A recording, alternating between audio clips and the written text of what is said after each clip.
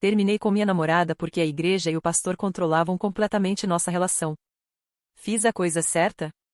Conheci Marina numa segunda-feira chuvosa de abril, daquelas que parecem ter sido arrancadas de um filme romântico indie.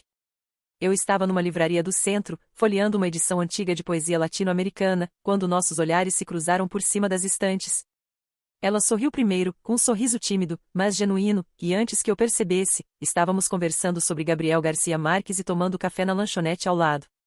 Tinha passado 1 ano e meio desde meu último relacionamento sério.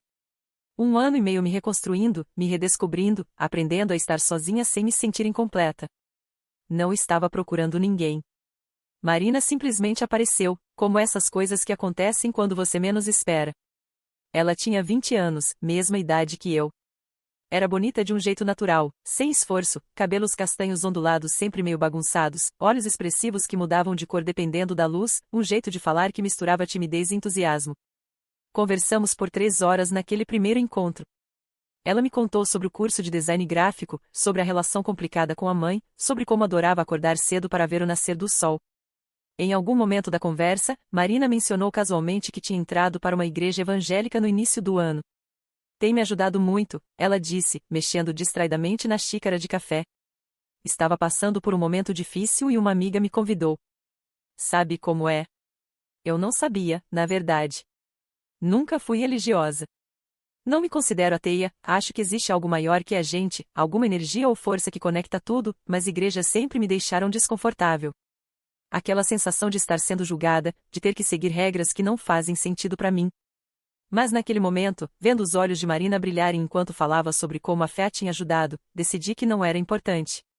Cada um lida com a vida do seu jeito, né? Tenho tido uns sonhos bem intensos ultimamente, Marina continuou, baixando a voz como se estivesse compartilhando um segredo. Sonhos que parecem premonitórios, sabe? Como se Deus estivesse tentando me mostrar algo. Ergui as sobrancelhas, mas não comentei nada. Marina pareceu interpretar meu silêncio como interesse e continuou, e às vezes sinto tentações fortes. O pastor diz que é o inimigo tentando me afastar do caminho certo. O inimigo? Perguntei, sem conseguir esconder completamente o ceticismo na voz. O diabo, ela esclareceu naturalmente, como se estivesse falando sobre o clima. Ele atua nos nossos pensamentos, tenta nos fazer desviar. Troquei de assunto rapidamente. Não queria estragar aquele momento questionando as crenças dela. Marina era interessante demais, a conexão entre nós era forte demais para eu deixar diferenças religiosas atrapalharem. Os dias seguintes foram mágicos. Conversávamos todos os dias, mensagens longas pela manhã, ligações à noite que se estendiam até de madrugada. Marina me mandava fotos do céu, de flores que via na rua, de gatinhos abandonados que alimentava perto de casa. Eu retribuía com playlists personalizadas, poemas que encontrava e me lembravam dela, memes idiotas que me faziam rir. 2 semanas depois do nosso primeiro encontro, numa ligação que já passava das 2 da manhã, Marina sussurrou algo que fez meu coração acelerar. Acho que estou me apaixonando por você. Fechei os olhos, sentindo uma onda de calor percorrer meu corpo. Eu também, respondi, e era verdade. Completamente verdade. No fim de semana seguinte, Marina me convidou para uma viagem com a família dela, os pais e o irmão mais novo iam passar uns dias numa casa de praia. Fiquei surpresa. Conhecer a família tão cedo parecia um passo grande, mas Marina insistiu que seria tranquilo, que os pais dela não eram nada religiosos e que iam adorar me conhecer. A viagem foi incrível. A mãe de Marina, Glória, era uma mulher expansiva e calorosa que me abraçou como se me conhecesse há anos. O pai, Roberto, era mais quieto mas tinha um senso de humor afiado que me pegou desprevenida várias vezes. O irmãozinho, Caio, de 15 anos, passava o tempo todo no videogame mas foi simpático. Marina e eu dividimos o quarto. À noite, deitadas na mesma cama, conversávamos baixinho para não acordar ninguém. Ela me contava histórias da infância, eu compartilhava memórias que raramente dividia com alguém. Houve momentos em que nossos rostos ficaram tão próximos que eu podia sentir sua respiração, momentos em que pensei que ela fosse me beijar, mas ela sempre recuava no último segundo, rindo nervosamente. Quando voltamos da viagem, Marina postou uma foto nossa no Instagram. Não era nada óbvio, só nós duas na praia, com o pôr do sol ao fundo, mas a legenda dizia família com um emoji de coração. Minha mãe comentou algo fofo, algumas amigas também. Me senti oficial. Real. Como se finalmente estivéssemos construindo algo concreto. Foi quando as coisas começaram a mudar. Marina começou a desaparecer no meio das conversas. Estávamos trocando mensagens normalmente, ela me contando sobre um projeto da faculdade, eu respondendo com sugestões e incentivo, quando de repente, nada. Horas de silêncio. Eu via que ela tinha ficado online, tinha até postado stories no Instagram, mas minhas mensagens continuavam sem resposta. Desculpa sumir assim, ela escrevia eventualmente. É que Deus me chamou para orar e quando Ele chama, eu tenho que atender, sabe? Não posso ignorar. Eu tentava entender. Realmente tentava. Mas era frustrante. Meu trabalho como designer freelancer me dava bastante flexibilidade, que eu organizava minha rotina, cumpria meus prazos, e ainda sobrava tempo para os meus hobbies e para as pessoas que eu amava. Quando eu tinha tempo livre, queria falar com Marina, saber como estava o dia dela, compartilhar as pequenas coisas. Mas ela simplesmente sumia, deixando-me falando sozinha. Você não entende como funciona, Marina me disse certa vez, com uma ponta de frustração na voz. Quando Deus fala, a gente tem que ouvir. É uma prioridade. Eu entendo que sua fé é importante, respondi, escolhendo as palavras cuidadosamente. Mas a gente também não pode se comunicar? Tipo, você não pode me avisar que vai ficar indisponível por um tempo? Não é assim que funciona, ela insistiu. Às vezes Deus fala de repente. Eu não posso programar. Engoli minha frustração e tentei ser compreensiva. Afinal, Marina tinha me avisado desde o início que a religião era importante para ela. Eu sabia no que estava me metendo, certo? Mas então veio a frase que me deixou genuinamente assustada. Estávamos conversando sobre o futuro, sobre planos vagos de viajar juntas nas próximas férias, quando Marina soltou casualmente, claro, desde que Deus aprove. Se ele ou o pastor falarem que você não é boa para mim, eu vou ter que te deixar. Fiquei paralisada olhando para a tela do celular. Li a mensagem 3 vezes para ter certeza de que tinha entendido direito. Como assim? Digitei finalmente. Você deixaria a nossa relação de lado porque o pastor disse? Não é o pastor exatamente, Marina explicou. É Deus falando através dele. O pastor tem discernimento espiritual. Ele consegue ver coisas que eu não vejo. Se ele disser que você não é a pessoa certa para mim, é porque Deus está revelando isso a ele. Meu estômago embrulhou. Marina, você percebe como isso soa? Você está dando poder sobre sua vida, sobre nossas vidas, para um homem que mal me conhece. Não é um homem qualquer, ela respondeu, e eu podia sentir a defensiva no tom. É um homem de Deus. Um ungido. Tentei argumentar, mas Marina fechou-se. A conversa terminou mal, com ela dizendo que eu não entendia porque não tinha fé verdadeira. Fiquei dias remoendo aquilo. Parte de mim queria terminar tudo ali mesmo, que era um red flag gigante, impossível de ignorar. Mas outra parte, a parte que estava se apaixonando cada vez mais, queria acreditar que era só uma fase, que Marina eventualmente encontraria um equilíbrio entre a fé e nosso relacionamento. Tentei conhecer melhor esse tal pastor que tinha tanta influência sobre ela. Pastor Henrique, ela o chamava com reverência na voz. Um homem na casa dos 60 anos, líder da igreja havia mais de 20 anos. Ele é incrível, Marina dizia. Tem uma conexão tão forte com Deus. Quando ele ora, coisas acontecem. Ele já previu várias coisas que se realizaram. Pedi para ir à igreja com ela algum dia, só para entender melhor o que a atraía tanto. Marina pareceu empolgada com a ideia, mas toda vez que marcávamos, algo acontecia. Ou ela tinha que chegar mais cedo para ajudar com algo, ou havia uma reunião especial só para membros batizados, ou sei lá o quê. Depois veio o episódio que quase terminou tudo. Tínhamos planejado um encontro com uma semana de antecedência. Eu tinha até comprado ingressos para uma peça de teatro que Marina tinha mencionado querer ver. Marquei meu trabalho em torno daquela noite, recusei outros compromissos. Estava animada, fazia quase 2 semanas que não nos víamos pessoalmente. Na manhã do dia marcado, Marina me ligou. Pelo tom de voz, já sabia que algo estava errado. Não vou poder ir hoje à noite, ela disse, falando rápido como se quisesse despejar as palavras antes de perder a coragem. O pastor Henrique precisa fazer uma viagem para uma cidade a 3 horas daqui, para uma conferência, e ele pediu para eu acompanhar. Fiquei em silêncio por um momento, processando. Você está cancelando nossos planos. Que marcamos há uma semana. Para viajar com o pastor? Não é só viajar, Marina explicou defensivamente. É uma conferência importante. Ele precisa de alguém para ajudar com as coisas práticas, e é uma oportunidade de aprendizado espiritual incrível para mim. Marina, você não pode dizer não? Tentei manter a voz calma, mas senti a raiva crescendo dentro de mim. Você não pode explicar que já tem compromisso? Quando um homem de Deus te chama para servir, você não pode recusar, ela disse, e havia uma firmeza na voz que eu nunca tinha ouvido antes. Seria desrespeitar a autoridade espiritual dele. E desrespeitar nossos planos não é problema. Minha voz saiu mais alta do que eu pretendia. Eu comprei ingressos, Marina. Organizei minha semana inteira pensando nessa noite. Você está sendo egoísta, Marina rebateu, e agora sua voz também estava alterada. Não entende que existem coisas mais importantes que um encontro? Coisas espirituais, eternas. Egoísta, repeti, incrédula. Eu sou egoísta por querer passar tempo com a pessoa que supostamente está me namorando?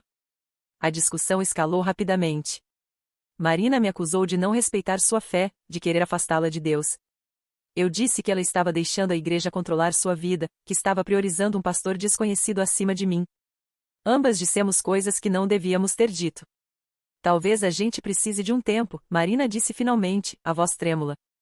Para pensar se isso realmente vai funcionar. Talvez sim, concordei, com o coração apertado. Desligamos. Chorei o resto da tarde. Os dias seguintes foram um borrão de tristeza e confusão. Eu alternava entre ficar com raiva de Marina por me tratar assim e sentir falta dela desesperadamente. Via suas postagens no Instagram, fotos da tal conferência, selfies com outras pessoas da igreja, versículos bíblicos nas legendas, e tinha vontade de jogar o celular longe. 2 semanas depois, ela me mandou mensagem. Era tarde da noite, quase meia-noite. Você está acordada? Meu coração disparou ao ver a notificação. Fiquei olhando para a tela por longos minutos antes de responder. Estou. Podemos conversar? Ligamos. Marina estava chorando. Disse que tinha sentido muito minha falta, que tinha sido dura demais comigo, que queria tentar de novo. Eu não quero te perder, ela soluçou. Você é importante demais para mim. E como uma idiota apaixonada e esperançosa, eu aceitei voltar. As coisas foram boas por um tempo. Marina parecia estar fazendo um esforço real para equilibrar as coisas. Respondia mais rápido, marcava encontros e não cancelava. Até foi comigo num show que eu estava louca para ver, mesmo não sendo o estilo de música dela. Mas a igreja continuava lá, uma presença constante pairando sobre nós. Foi Marina quem se afastou da próxima vez. Simplesmente parou de responder com a mesma frequência, parou de fazer planos, parou de agir como se estivéssemos juntas. Quando eu perguntava o que estava acontecendo, ela dava respostas vagas sobre estar buscando direção de Deus e precisando focar na vida espiritual. Depois de uma semana de respostas monossilábicas e indisponibilidade constante, eu tomei a decisão. Mandei uma mensagem longa, explicando que não podia continuar assim, que precisava de alguém que me priorizasse, que estivesse presente. Terminei com ela. Marina leu a mensagem, mas não respondeu. Passei as semanas seguintes tentando seguir em frente. Voltei a me dedicar totalmente ao trabalho, retomei hobbies que tinha deixado de lado, saí mais com as amigas. Ainda pensava nela todos os dias, mas estava melhorando. Aos poucos. E então, semana passada, bem quando eu estava começando a me sentir mais forte, Marina voltou. A mensagem chegou numa quinta-feira à tarde. Longa, emotiva, cheia de pedidos de desculpa.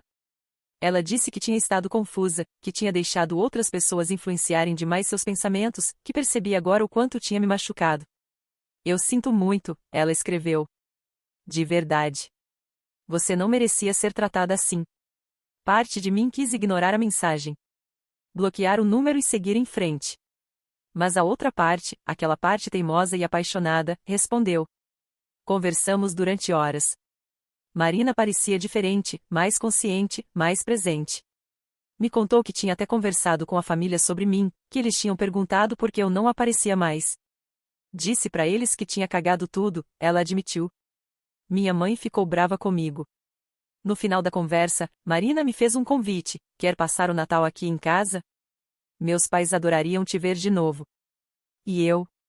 Eu realmente quero você aqui. Meu coração quis dizer sim imediatamente, mas minha cabeça era mais cautelosa. Deixa eu ver, respondi. Preciso conferir os compromissos com minha família. Acabou que realmente tinha me comprometido com meu lado da família para o Natal, minha avó estava fazendo 80 anos e seria uma reunião grande. Expliquei isso para Marina, que pareceu desapontada mas compreensiva. Então vamos nos ver depois, ela sugeriu. Poderíamos sair, só nós duas. Como antigamente. Adoraria, respondi, e era verdade. Apesar de tudo, apesar de toda a dor e confusão, parte de mim ainda queria acreditar que poderíamos fazer dar certo. Mas a igreja, como sempre, tinha outros planos. Quando sugeri datas específicas para nosso encontro, Marina começou a fazer aquela coisa que eu já conhecia tão bem, dar respostas vagas, dizer que precisava ver a agenda, que tinha alguns compromissos na igreja mas que ia tentar encaixar. E então veio a bomba: o pastor Henrique tinha pedido permissão aos pais de Marina para levá-la em mais uma viagem. Dessa vez seria uma missão de evangelização em cidades do interior, durando vários dias. Seus pais deixaram? Perguntei, sem conseguir esconder a incredulidade. Eles não ficaram muito felizes, mas o pastor conversou com eles e explicou a importância. Marina respondeu: E eu já tenho 20 anos, né? Não preciso exatamente de permissão. Mas ele pediu mesmo assim, observei. Por que um pastor de 60 anos precisa pedir permissão aos pais de uma mulher adulta para viajar com ela? Não obtive resposta para essa pergunta. Marina foi para a viagem. Postou algumas fotos nos stories, que ela e o pastor em frente a uma igreja pequena numa cidade que eu nunca tinha ouvido falar, ela distribuindo panfletos na rua, ela orando com outras pessoas. Em nenhuma das fotos ela parecia genuinamente feliz. Havia algo forçado no sorriso, algo distante no olhar. Tentei não me incomodar. Tentei focar no meu trabalho, num projeto de rebranding para uma cafeteria local que estava me tomando bastante tempo. Mas era difícil não checar o celular a cada 5 minutos, esperando uma mensagem que não chegava. Quando Marina finalmente voltou, 4 dias depois, algo tinha mudado. Ela respondia minhas mensagens, sim, mas de forma completamente diferente. Curta. Distante. Como se estivesse cumprindo uma obrigação. Como foi a viagem? Perguntei, tentando iniciar uma conversa de verdade. Boa. Produtiva espiritualmente. O que vocês fizeram? Evangelização. Visitação. Oração. Era como conversar com um robô. A Marina que eu conhecia, aquela que me mandava áudios de 10 minutos contando sobre seu dia em detalhes minuciosos, tinha desaparecido. Está tudo bem? Insisti. Você parece diferente. Estou só cansada. Foi uma viagem intensa. Mas não era só cansaço. Eu conhecia cansaço. Isso era outra coisa. Era distanciamento deliberado. As horas entre as respostas foram aumentando. 4 horas. 5 horas. Às vezes um dia inteiro. Eu via que ela estava online, o WhatsApp entregava essa informação cruel, via que ela postava coisas no Instagram, interagia com outras pessoas. Mas comigo? Silêncio. Tentei não ser aquela pessoa. Sabe, aquela pessoa desesperada, grudenta, que fica cobrando atenção. Eu tinha meu orgulho, afinal. Mas também tinha sentimentos reais, profundos, que não desapareciam só porque eu queria.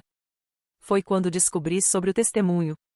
Marina mencionou casualmente, numa das raras conversas que conseguimos ter, que daria seu testemunho na igreja no domingo seguinte. Testemunho, ela explicou quando perguntei, era quando você contava publicamente sua história de conversão, como Deus tinha mudado sua vida, essas coisas. É um momento muito importante para mim, ela disse, e por um segundo, um breve segundo, vi um lampejo da Marina antiga nos olhos dela. Estou nervosa, mas também empolgada. Vou estar torcendo por você, respondi, genuinamente querendo apoiá-la naquilo que era claramente significativo para ela. Obrigada. Significa muito. Nos dias seguintes, Marina me disse que ia passar as tardes orando, se preparando para o testemunho. Preciso estar no espírito certo, ela explicou. Preciso ouvir o que Deus quer que eu compartilhe. Eu disse que entendia. E tentava entender, de verdade. Mas era frustrante ver as horas passarem sem uma mensagem, sem um sinal de que ela estava pensando em mim. Anteontem, Marina estava online por longos períodos. Eu via o online aparecer e desaparecer, aparecer e desaparecer. Mas minhas mensagens, perguntas simples sobre como tinha sido o dia dela, se ela queria conversar, permaneciam sem resposta. Ontem, tomei uma decisão. Não ia mandar mensagem. Nenhuma. Ia esperar para ver se ela tomaria a iniciativa, se mostraria algum interesse real em manter contato comigo. O dia todo passou. Nada. Eu sabia que ela estava por aí, continuava postando stories, continuava online em intervalos regulares. Simplesmente não estava falando comigo. À noite, deitada na cama, olhando para o teto no escuro, senti uma clareza dolorosa se instalar. Eu era a única se esforçando nessa relação. A única realmente tentando. Marina tinha me dito que queria voltar, que sentia minha falta, que as coisas seriam diferentes. Mas não eram. Se alguma coisa, estavam piores. Hoje de manhã, acordei com um peso no peito. É o dia do testemunho dela. Parte de mim quer estar lá, apoiando-a mesmo que ela não mereça. Parte de mim quer mandar uma mensagem desejando boa sorte. Mas a parte mais forte, a parte que está cansada de se machucar, me diz para ficar quieta. Chequei o WhatsApp mesmo assim. Não consigo evitar. Marina está online neste exato momento. Já está há 10 minutos. Mas a última mensagem que mandei ontem à tarde, um simples oi, como você está? Continua com apenas um check. Ela nem abriu. Me sinto completamente idiota. Como deixei chegar a esse ponto? Como permiti que alguém me fizesse sentir tão pequena, tão insignificante? Minha melhor amiga, Júlia, tem me dito há semanas para terminar de vez. Ela não te respeita, Júlia disse na última vez que conversamos sobre isso. E esse lance com o pastor é estranho pra caralho. Um homem de 60 anos levando uma menina de 20 para viajar? Pedindo permissão aos pais? Isso não te soa como manipulação? Na hora, defendi Marina. Disse que Júlia não entendia, que era diferente quando você está envolvida. Mas agora, sentada aqui com meu celular na mão, vendo Marina online e me ignorando deliberadamente, as palavras de Júlia ecoam na minha cabeça. Será que sou eu? Será que estou sendo dramática, levando a indiferença dela para o lado pessoal demais? Talvez ela realmente esteja só focada no testemunho, tão nervosa e ansiosa que não consegue pensar em mais nada. Mas outra voz dentro de mim, uma voz mais forte e mais clara, diz que não. Diz que ninguém fica tão ocupada a ponto de não poder mandar uma mensagem de 30 segundos. Diz que quando alguém realmente se importa com você, eles arranjam tempo. Fazem o esforço. Penso em todas as vezes que Marina desapareceu. Todas as vezes que cancelou planos. Todas as vezes que o pastor Henrique teve prioridade sobre mim. Todas as vezes que eu engoli minha mágoa e decepção porque queria que funcionasse. E penso na frase que ela disse meses atrás, aquela que deveria ter sido meu sinal para sair correndo: se Deus ou o pastor disserem que você não é boa para mim, eu vou ter que te deixar. O que eu estou fazendo? Por que estou me submetendo a isso? Meu celular vibra. Por um segundo, meu coração dispara: será Marina? Mas não. É só uma notificação do Instagram. Clico sem pensar e vejo que Marina postou um story novo. É uma foto dela na igreja, já vestida para o testemunho, com uma legenda sobre estar pronta para compartilhar o que Deus fez em sua vida. Ela tem tempo para postar no Instagram. Mas não para responder minha mensagem. Algo dentro de mim se parte. Não de forma dramática, não com lágrimas ou gritos. Apenas um pequeno estalo silencioso, como um galho seco se quebrando. Abro nossa conversa no WhatsApp. Leio as últimas mensagens, minhas perguntas sem resposta, meus esforços unilaterais de manter alguma conexão. Meu dedo paira sobre o teclado. Poderia mandar mais uma mensagem. Poderia perguntar diretamente o que está acontecendo, exigir uma explicação, uma conversa de verdade. Mas para quê? Para ouvir mais uma desculpa sobre oração, sobre a vontade de Deus, sobre prioridades espirituais? Para me sentir egoísta e pequena por querer o mínimo de atenção e respeito? Bloqueio o celular e o coloco virado para baixo na mesa. Preciso fazer alguma coisa, qualquer coisa, para tirar minha mente desse loop destrutivo. Ligo meu computador e tento focar no trabalho. O projeto da cafeteria precisa de ajustes finais no logo. Mas meus dedos ficam imóveis sobre o mouse, meus olhos encarando a tela sem realmente ver. Pego o celular de novo. Desbloqueio. Abro o WhatsApp. Marina continua online. Fecho o aplicativo. Abro o Instagram. Ela postou mais um story, dessa vez é uma selfie com outras meninas da igreja, todas sorridentes, com a legenda Minhas Irmãs em Cristo. Será que ela fala sobre mim para essas pessoas? Será que elas sabem que existo? Ou sou apenas um segredo inconveniente, algo que ela mantém separado dessa parte de sua vida? Meu celular toca. Uma ligação. O nome de Marina aparece na tela. Fico paralisada, olhando para o dispositivo vibrando na minha mão. Parte de mim quer atender imediatamente, desesperada por qualquer migalha de atenção. Outra parte quer deixar tocar até cair na caixa postal, fazer com que ela sinta um pouco da frustração que tenho sentido. No terceiro toque, atendo. Oi? Minha voz sai mais fria do que pretendia. Oi? A voz de Marina soa estranhamente animada, quase artificial. Desculpa não ter respondido suas mensagens. Estava super ocupada com os preparativos. Vi que você estava online, digo, sem conseguir esconder a acidez. Há uma pausa. Eu tava, mas estava meio. Sabe, concentrada em outras coisas. Outras coisas mais importantes que responder à pessoa que supostamente está namorando? Não é assim, Marina suspira, e já consigo ouvir a defensiva se instalando. Você sabe como esse testemunho é importante para mim. Sei. Você mencionou isso. Várias vezes. Faço uma pausa, tentando controlar a emoção na minha voz. Marina, por que você me ligou? Por quê? Porque queria ouvir sua voz antes de subir lá. Estou nervosa. E ali está ela, a vulnerabilidade que sempre me desarma. Posso imaginar Marina agora, sentada em algum canto da igreja, roendo as unhas como sempre faz quando está ansiosa. Vai dar tudo certo, digo, minha raiva amolecendo um pouco apesar de mim mesma. Você vai ser ótima. Você acha? Acho. Outro silêncio. Escuto vozes ao fundo, alguém chamando o nome de Marina. Tenho que ir, ela diz rapidamente. Está começando. A gente conversa depois? Depois quando? Depois do culto. Prometo que a gente conversa direito. Marina? Tenho que ir mesmo. Depois. E ela desliga. Fico olhando para o celular, sentindo uma mistura de raiva, tristeza e algo que não consigo bem nomear. Ela me ligou, sim.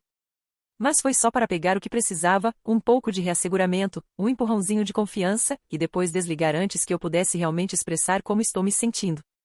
As horas passam devagar. Tento trabalhar, mas é inútil. Tento assistir algo na Netflix, mas não consigo me concentrar. Meus pensamentos continuam voltando para Marina, para a igreja, para aquele pastor estranho que tem tanta influência sobre ela. Júlia me liga no meio da tarde.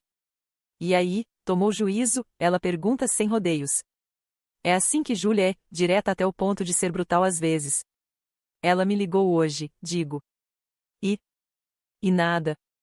Queria que eu a tranquilizasse antes do testemunho. Claro que queria. Júlia não esconde o sarcasmo. Deixa eu adivinhar, foi uma ligação rápida, ela não te deixou falar sobre o que você está sentindo, e prometeu conversar depois, mas provavelmente não vai? Como você sabe? Porque é sempre assim com ela. Marina só te procura quando precisa de algo. Quando é conveniente para ela. Você já percebeu isso? Fecho os olhos. Não quero admitir que Júlia está certa, mas...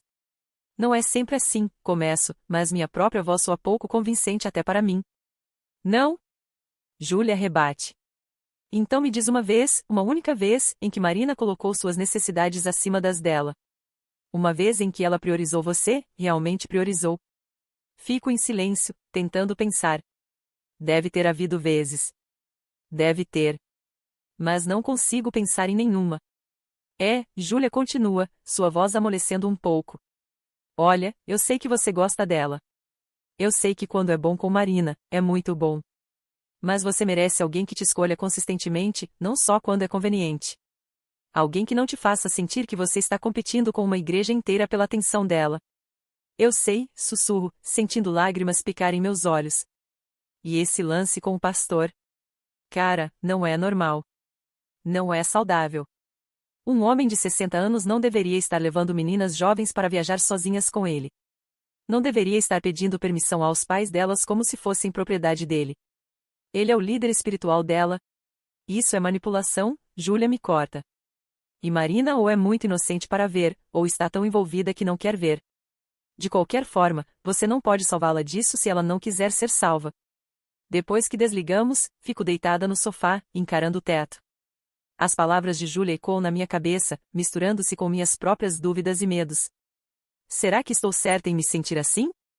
Será que estou sendo injusta com Marina, não entendendo o quanto a fé dela é importante? Ou será que Júlia está certa, e eu estou simplesmente me agarrando a alguém que não está realmente disponível, emocionalmente ou de outra forma? Meu celular vibra. Uma mensagem. Meu coração dispara antes mesmo de checar, esperando que seja Marina dizendo que o testemunho foi bem, que quer me ver, que sente minha falta de verdade. Mas é só minha mãe perguntando se vou jantar lá hoje. A decepção é física, um peso no peito que me faz difícil respirar. Checo o Instagram de novo. Marina postou mais alguns stories do culto, vídeos de pessoas cantando, o pastor Henrique pregando, close UPS de versículos bíblicos projetados na tela. Mas nada sobre o testemunho. Nada sobre como foi. E nada para mim. O sol se põe. A noite cai. Meu celular permanece silencioso. Por volta das 10 da noite, vejo Marina ficar online no WhatsApp. Meu coração acelera. Fico olhando para a tela, esperando os 3 pontinhos aparecerem, indicando que ela está digitando. Mas não aparecem. Ela fica online por 5 minutos. 10 minutos. 15. E então, offline novamente. Sem mensagem. Sinto algo quebrar dentro de mim de vez. Não com drama ou histrionismo, mas com uma clareza fria e definitiva. Não posso mais fazer isso. Não posso passar mais um dia checando meu celular obsessivamente, esperando por migalhas de atenção. Não posso passar mais uma noite me perguntando por que não sou suficiente, porque nunca pareço ser prioridade. Não posso continuar me submetendo a isso, permitindo que alguém me trate como uma opção, como algo secundário em suas prioridades. Abro nossa conversa no WhatsApp. Começo a digitar uma mensagem longa, despejando tudo o que estou sentindo, todas as frustrações acumuladas. Mas paro no meio. Para quê? Marina já demonstrou várias vezes que não está disposta ou capaz de ouvir realmente o que tenho a dizer. Já tivemos versões dessa conversa antes, e nada mudou. Deleto o texto. Respiro fundo.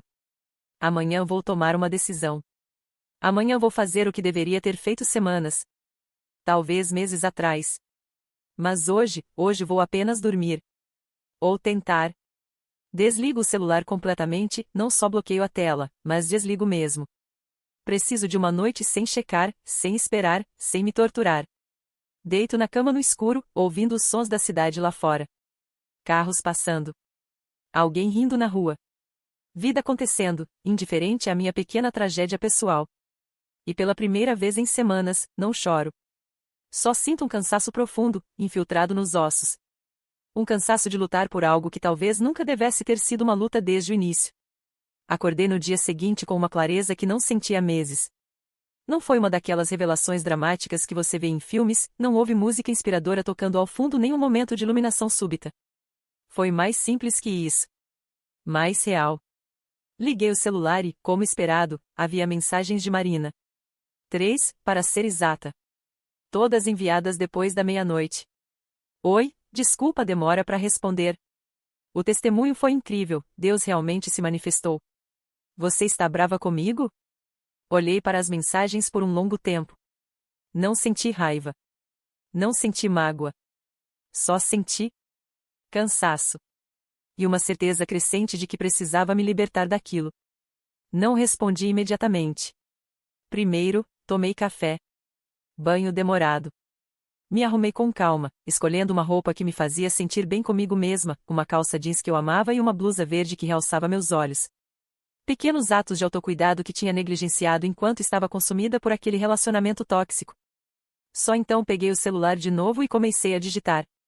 Marina, precisamos conversar. De verdade dessa vez. Pessoalmente. A resposta veio rápido. Claro.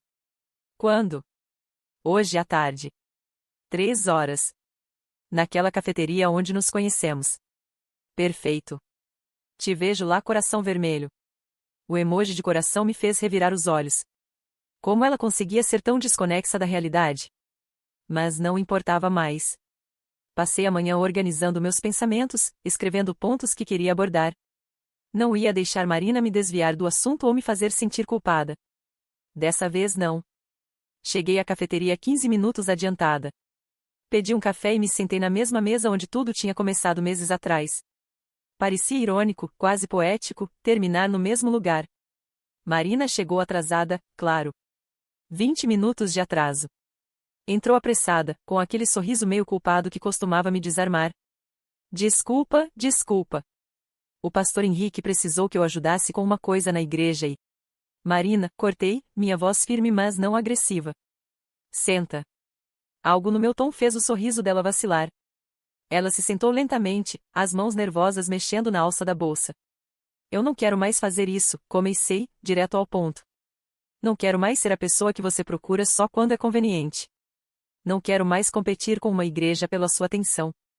Não quero mais me sentir insignificante. Você não é insignificante. Deixe eu terminar. Respirei fundo. Eu tentei, Marina. De verdade. Tentei entender sua fé, respeitar suas prioridades, ser paciente. Mas você não está em um relacionamento comigo. Você está em um relacionamento com aquela igreja, com aquele pastor, e eu sou apenas, sei lá, uma coadjuvante que aparece quando você está se sentindo sozinha. Isso não é justo. Não? Minha voz subiu um pouco.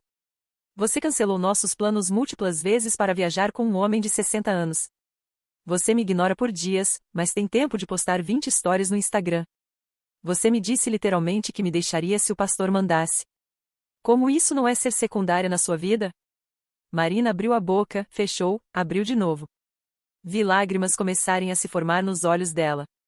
Parte de mim, aquela parte que ainda se importava, que sempre ia se importar um pouco, quis ceder, quis consolá-la. Mas não fiz isso. Eu te amei, Marina. Ou pelo menos estava começando a amar. Mas não posso amar alguém que não está realmente disponível. Alguém que sempre vai colocar outras pessoas, outras coisas, na minha frente. Deus tem que vir em primeiro lugar na minha vida, ela disse, a voz tremendo. Isso não significa que eu não me importo com você. Não estou falando de Deus, respondi, e finalmente senti minha própria voz quebrar um pouco.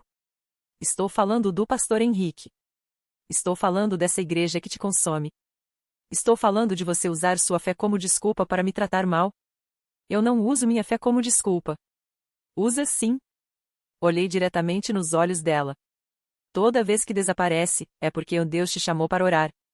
Toda vez que cancela nossos planos, é porque Deus tem outros planos. Toda vez que me ignora, é porque precisam focar na vida espiritual. Mas Marina, Deus não te pediu para ser uma pessoa ruim comigo. Isso é escolha sua. As lágrimas de Marina caíram livremente agora. Eu não sou uma pessoa ruim. Não disse que você é ruim. Disse que está fazendo escolhas ruins. Está deixando outras pessoas controlarem sua vida. E pior, está machucando quem se importa com você no processo. O pastor Henrique só quer o melhor para mim? Marina, cortei, sentindo frustração crescer. Você ouve o absurdo do que está dizendo? Um homem de 60 anos que te leva para viajar sozinha, que pede permissão aos seus pais como se você fosse propriedade dele, que te afasta das pessoas que te amam de verdade. Isso não é alguém querendo o melhor para você. Isso é manipulação. Você não entende porque não tem fé, Marina rebateu, limpando as lágrimas agressivamente. Você não conhece o pastor Henrique. Ele é um homem de Deus. Ele é um homem, ponto. Um homem que tem poder sobre você e está usando esse poder de formas questionáveis. Me inclinei para a frente. Marina, só me responde uma coisa com honestidade. Se sua irmã mais nova estivesse na sua situação, com uma menina de 20 anos sendo levada para viagens por um homem de 60 que exige permissão dos pais dela, que dita com quem ela pode ou não se relacionar, que a faz se afastar da família e amigos, você acharia isso normal? Saudável? Vi algo passar pelo rosto dela. Um lampejo de dúvida, talvez. Ou reconhecimento. Mas foi rápido, substituído pela defensiva familiar. Não é a mesma coisa. Você está distorcendo tudo. Estou apenas descrevendo os fatos. Suspirei, sentindo o peso da conversa. Mas sabe de uma coisa? Não importa. Porque não estou aqui para te convencer de nada. Você é adulta, pode tomar suas próprias decisões. Estou aqui apenas para dizer que eu não posso mais ser parte disso. Você está terminando comigo? A voz dela saiu pequena, quebrada. Estou terminando essa situação toda, seja lá o que for. Porque namoro não era, né? Namoro envolve comprometimento, presença, prioridade. E eu nunca tive nada disso com você. Marina soluçou. Eu tentei. Eu realmente tentei. Eu sei que você tentou do jeito que consegue. Mas não é suficiente. Não para mim. Senti minhas próprias lágrimas ameaçarem aparecer, mas segurei. Eu mereço alguém que me escolha. Não como último recurso, não quando é conveniente, mas de verdade. E você merece descobrir quem você é fora dessa igreja, fora da influência do pastor Henrique. Mas isso é algo que você tem que querer, e claramente ainda não quer. Ficamos em silêncio por um momento. Marina chorava baixinho, as mãos cobrindo o rosto. Algumas pessoas na cafeteria olhavam discretamente na nossa direção. Eu não quero te perder, Marina finalmente disse. Você já me perdeu, respondi com suavidade. Perdeu há semanas. Toda vez que escolheu me ignorar, me cancelar, me fazer sentir que eu não importava. Estou apenas oficializando agora. Me levantei, pegando minha bolsa. Marina olhou para mim, os olhos vermelhos inchados. É isso? Você vai simplesmente ir embora? Sim. Coloquei algumas notas na mesa para pagar meu café. Vou bloquear seu número. Não porque te odeio ou quero te machucar, mas porque preciso seguir em frente. E não posso fazer isso se você continuar aparecendo e desaparecendo da minha vida quando bem entender. Por favor, não faz isso. Marina, eu preciso fazer isso. Por mim? Dei um último olhar para ela. Espero de verdade que você encontre felicidade. Espero que um dia você consiga ver o que eu estou vendo agora. Mas não posso esperar por você enquanto isso acontece ou não. Tenho que viver minha própria vida. Saí da cafeteria sem olhar para trás. Meus olhos ardiam com lágrimas não derramadas, meu coração pesava no peito, mas meus passos eram firmes. Determinados. Quando cheguei em casa, fiz exatamente o que havia dito. Bloqueei o número de Marina. Bloqueei todas as redes sociais dela. Apaguei nossas conversas, não porque queria esquecer que aquilo tinha acontecido, mas porque não precisava mais daquele lembrete constante. Os dias seguintes foram difíceis. Acordava e o primeiro pensamento era checar se Marina tinha mandado mensagem, antes de lembrar que eu a tinha bloqueado. Via algo engraçado e queria compartilhar com ela. Passava por lugares que tínhamos ido juntas e sentia aquela pontada familiar de saudade. Mas também sentia algo novo. Algo que tinha esquecido nesses meses, paz. Não tinha mais aquela ansiedade constante no estômago, me perguntando se ela ia responder, se ela ia desaparecer de novo, se eu tinha feito algo errado. Não tinha mais que vigiar meu celular como um cão esperando por migalhas. Júlia, claro, ficou aliviada. Finalmente, ela exclamou quando contei. Achei que nunca ia acontecer. Estou orgulhosa de você. Não parece Vitória, admiti. Parece só. Triste. É triste, Júlia concordou. Términos são sempre tristes, mesmo quando são necessários. Mas você fez a coisa certa. E um dia vai olhar para trás e agradecer por ter tido coragem. Ela estava certa, embora eu ainda não conseguisse ver isso claramente. 2 semanas depois, estava no mercado quando esbarrei na mãe de Marina. Glória me reconheceu imediatamente, e a expressão no rosto dela foi complexa, parte surpresa, parte desconforto, parte algo que parecia tristeza. Oi, querida, ela disse, hesitante. Faz tempo. Oi, Glória. Não sabia bem o que dizer. Como você está? Bem, bem.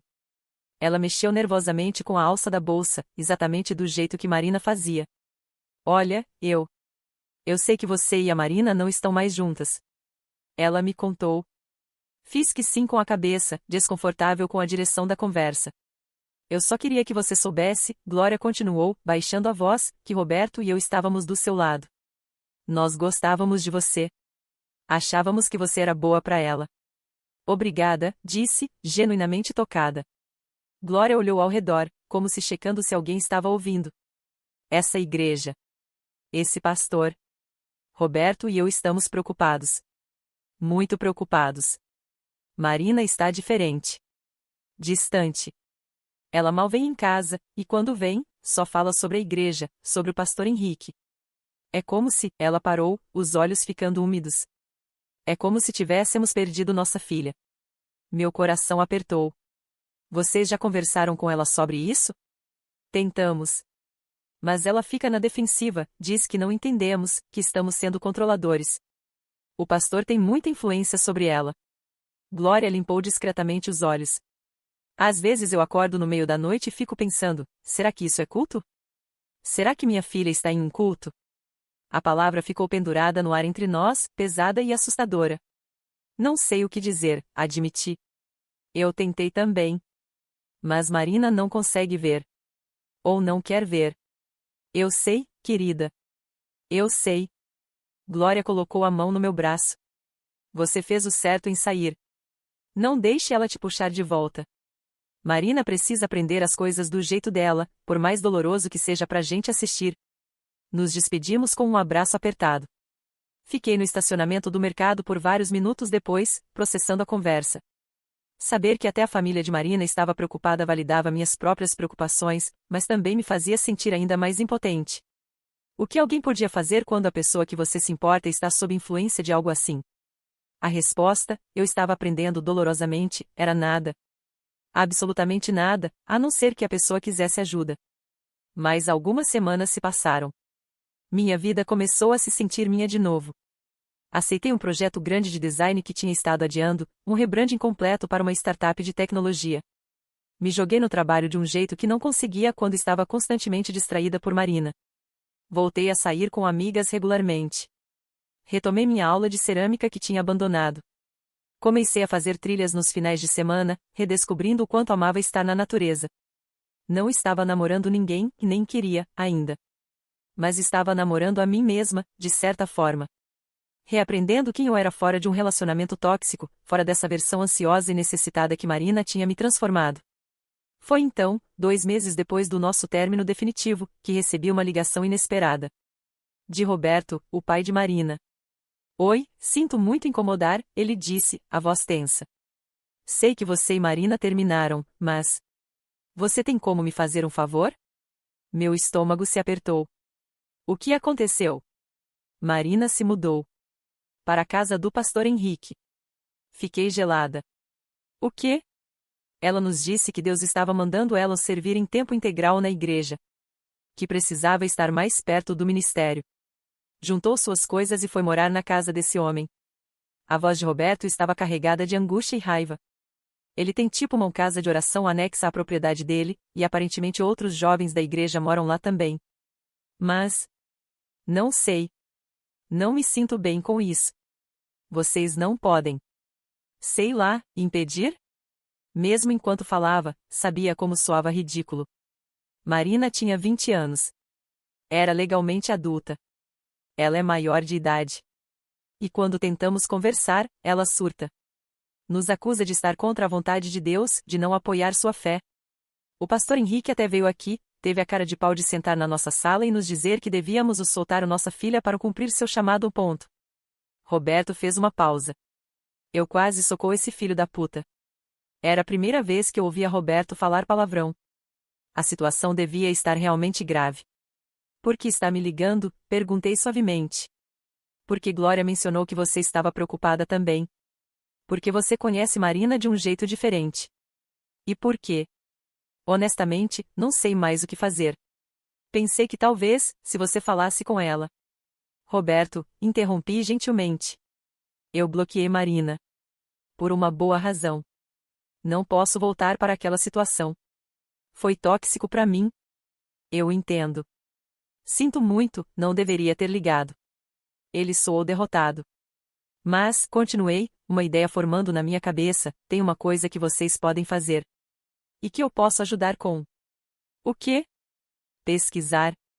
Sobre o pastor Henrique, sobre essa igreja. Ver se tem outras famílias preocupadas, se tem reclamações, qualquer coisa que possa mostrar um padrão. Porque se isso realmente é o que parece ser, um líder religioso manipulando jovens vulneráveis, provavelmente Marina não é a primeira. Houve silêncio do outro lado. Depois, você está certa. Não sei por que não pensei nisso antes. Porque você está no meio da situação, está emocionalmente envolvido. Mas eu posso pesquisar com mais distanciamento. Deixa eu ver o que consigo descobrir. Nos dias seguintes, me transformei em uma detetive amadora. Pesquisei o nome do pastor Henrique, o nome da igreja, vasculhei redes sociais, fóruns online, grupos de ex-membros de igrejas evangélicas. E encontrei coisas. Muitas coisas. A igreja tinha passado por várias divisões nos últimos anos, sempre com grupos de famílias saindo e acusando o pastor Henrique de comportamento inapropriado. Nada provado juridicamente, nada que tinha levado a processos, mas os padrões eram inquietantes. Várias jovens tinham morado na tal casa de oração. Várias tinham se afastado das famílias. Algumas eventualmente saíram da igreja e, em fóruns anônimos, contavam histórias sobre manipulação emocional, controle financeiro, o pastor administrava as finanças delas para ajudá-las a serem mais disciplinadas, isolamento de qualquer influência externa. uma ex-membra tinha até escrito um relato detalhado em um blog sobre como tinha sido aliciada aos 19 anos, como o pastor Henrique tinha criado uma dependência emocional nela, como tinha levado anos para ela escapar e se recuperar. Compilei tudo. Prints de tela, links, depoimentos. Organizei em uma pasta e enviei para Roberto e Glória. É pior do que eu imaginava, Roberto disse quando ligou de volta. Esse homem é um predador. A questão é, o que vocês vão fazer com essa informação?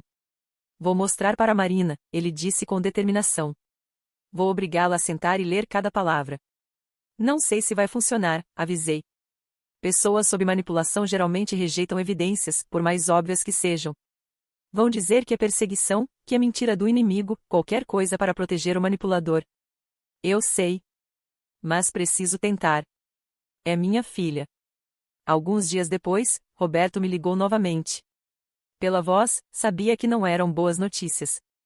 Ela não quis nem olhar, ele disse, a voz pesada. Disse que eram mentiras de pessoas amarguradas, que Satanás estava usando a própria família dela para atacar o homem de Deus. E então?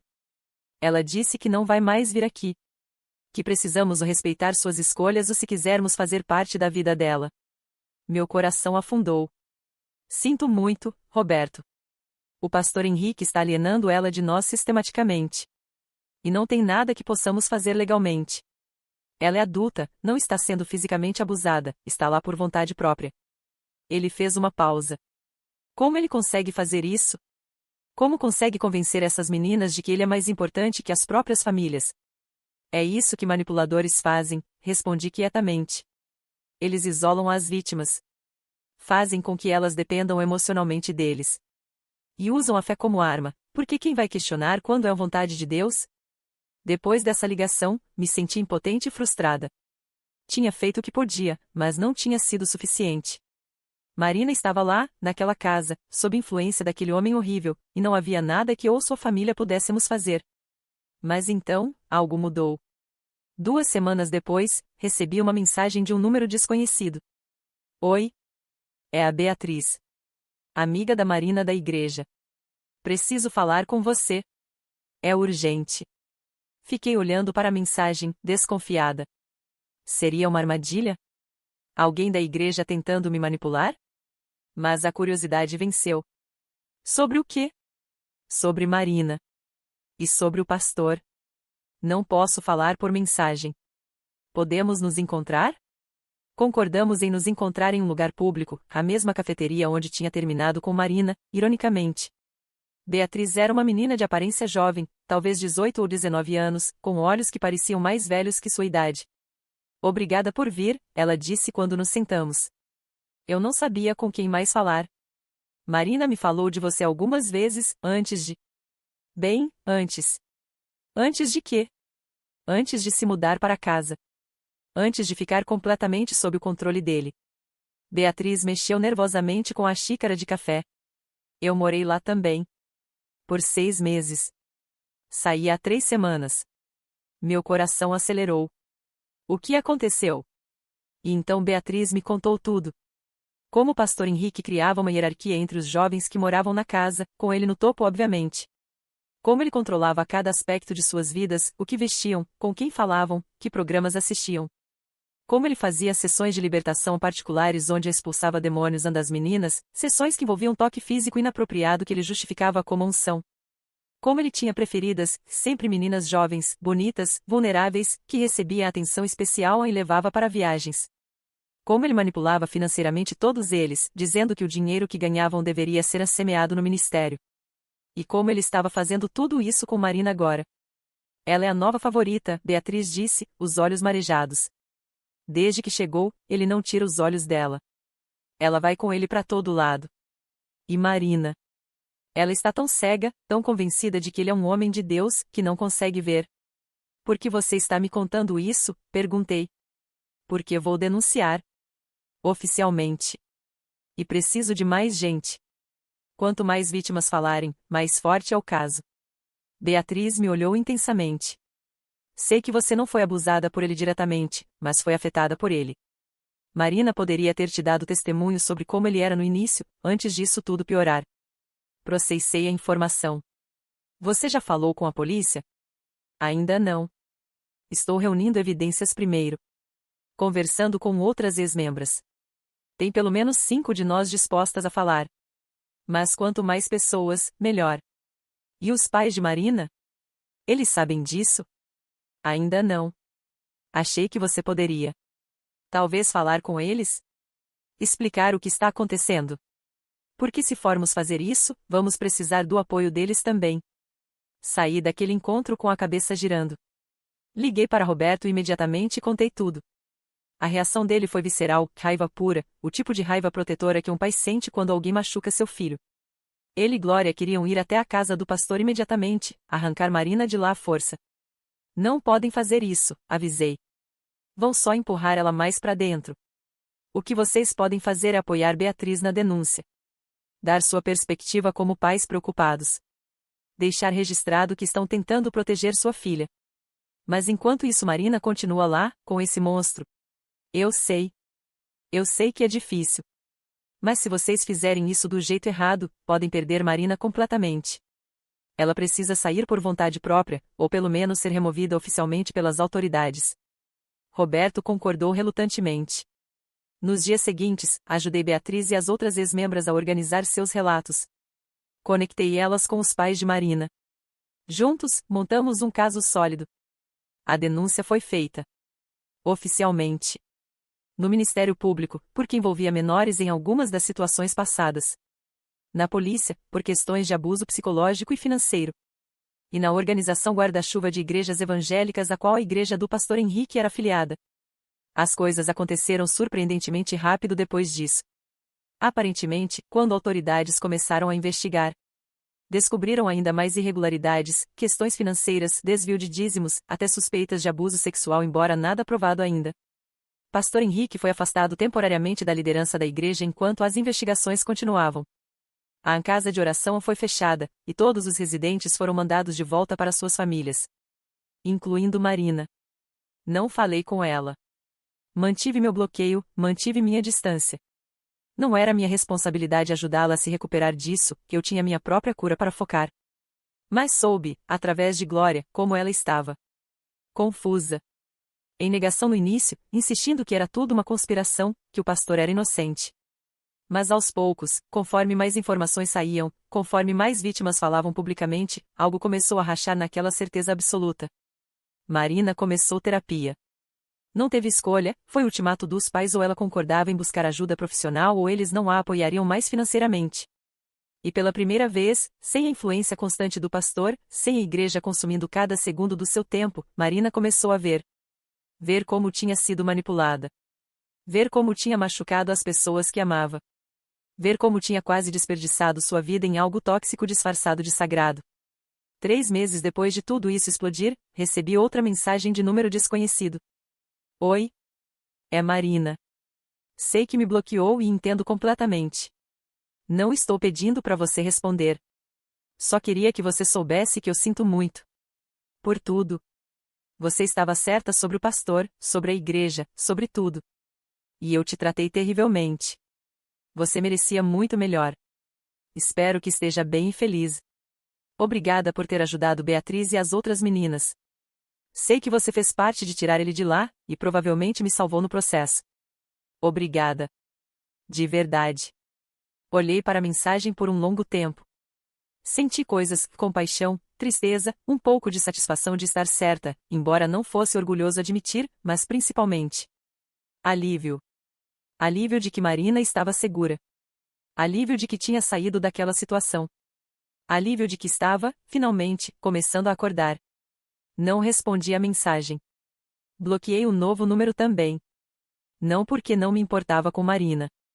Mas porque me importava comigo mesma mais. E sabia que a melhor coisa que eu podia fazer, por mim e por ela, era manter essa distância.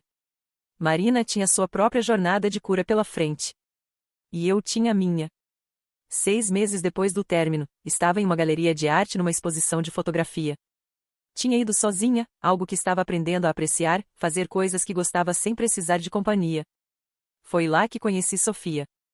Ela comentou sobre uma foto que eu estava observando, uma imagem em preto e branco de uma mulher de costas, olhando para o mar. É sobre recomeços, acho, Sofia disse. Sobre deixar o passado para trás e olhar para o horizonte. Conversamos. Sobre arte, sobre vida, sobre as jornadas estranhas que nos levam a lugares inesperados. Sofia era artista gráfica também, alguns anos mais velha que eu, com uma energia calma e centrada que eu achei imediatamente atraente. Trocamos números. Nada romântico, apenas uma conexão genuína. Mas enquanto caminhava para casa naquela noite, percebi algo. Pela primeira vez em muito tempo, tinha conhecido alguém e não imediatamente pensado em Marina. Não tinha comparado. Não tinha ficado presa em traumas passados. Estava genuinamente aberta para novas possibilidades. Não sei o que vai acontecer com Sofia. Talvez se torne uma amizade. Talvez algo mais. Talvez nada. Mas o ponto é, estou pronta. Pronta para confiar de novo, para me arriscar de novo, para amar de novo. E dessa vez, estou melhor equipada. Sei meu valor. Sei meus limites.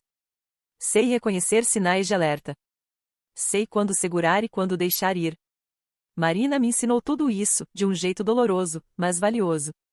Quanto ao pastor Henrique, as investigações ainda estão em andamento. Provavelmente vai levar anos para tudo ser resolvido legalmente. A igreja foi fechada oficialmente. Ele está respondendo por múltiplas acusações. Justiça, descobri, é lenta. Mas está acontecendo. E Marina, segundo a última atualização de Glória, está reconstruindo sua vida. Voltou para a faculdade. Refez amizades que tinha abandonado. Está aprendendo a confiar em si mesma de novo, em vez de entregar esse poder para outra pessoa. Não sei se algum dia vamos nos falar de novo. Parte de mim espera que sim, eventualmente, quando ambas estivermos mais curadas.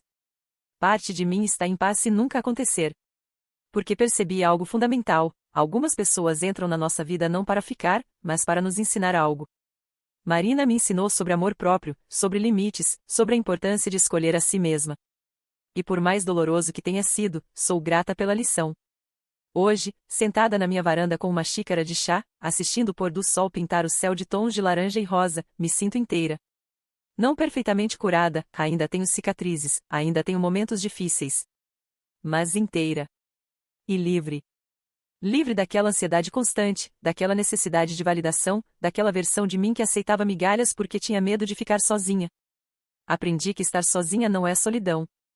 É paz. É espaço para crescer. É oportunidade para se tornar a pessoa que você sempre quis ser. E quando o amor aparecer de novo, que vai aparecer, disso tenho certeza, será com alguém que me escolhe todo dia. Alguém que não precisa ser lembrada de que eu existo. Alguém que me prioriza não porque tem que, mas porque quer genuinamente. Até lá, estou bem. Estou mais que bem. Estou eu mesma. Finalmente, completamente, eu mesma. E isso, descobri, é o melhor tipo de final feliz que existe.